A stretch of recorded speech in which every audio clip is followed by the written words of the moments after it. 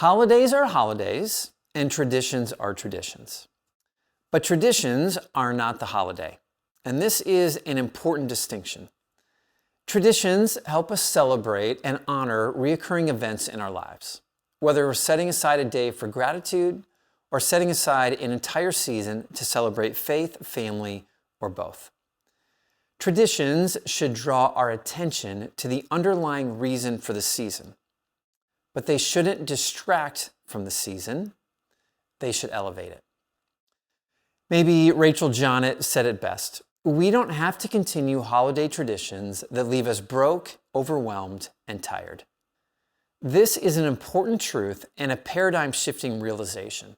If a tradition is not serving us and not enhancing our family's enjoyment of a holiday, then there's no reason to continue it.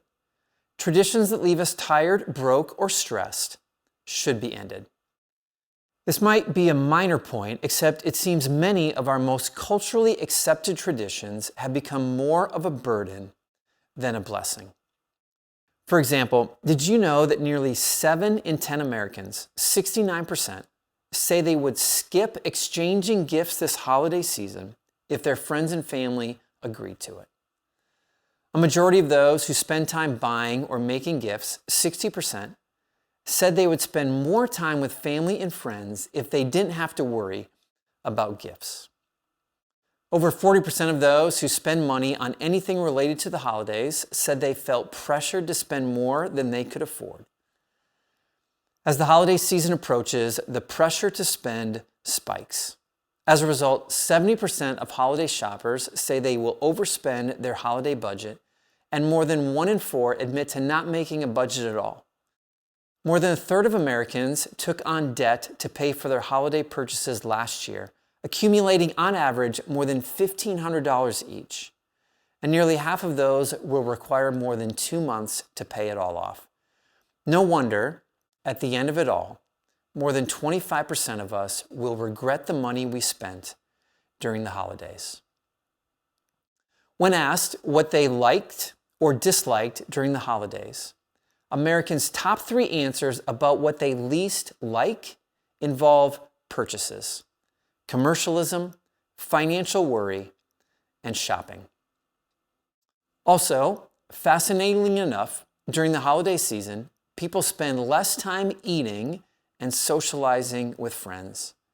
In other words, the things we enjoy the most are being pushed aside by the things we enjoy the least. When I speak of minimalism, I define it as the intentional promotion of the things we most value and the removal of anything that distracts us from it. And this principle should wisely be applied to the holiday traditions and expectations we choose to participate in. Just because everyone is rushing out to shop in December doesn't mean you need to.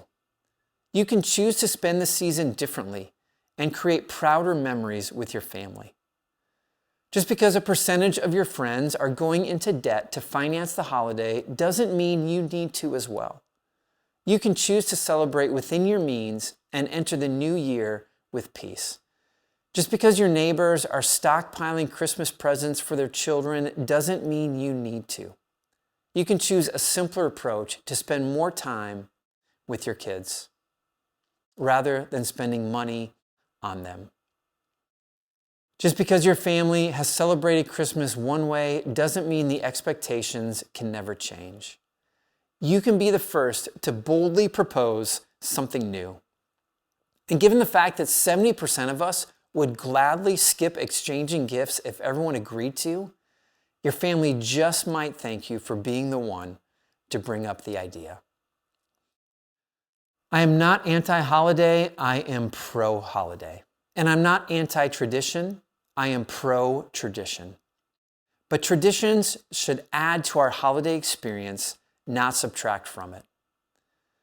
Perhaps stating more clearly, I am pro every tradition that reminds me again of the reason for the season. We would each be wise to reevaluate the cultural, family, and personal traditions that have become part of our family celebration, and choose only those that serve us and add genuine value to the holiday.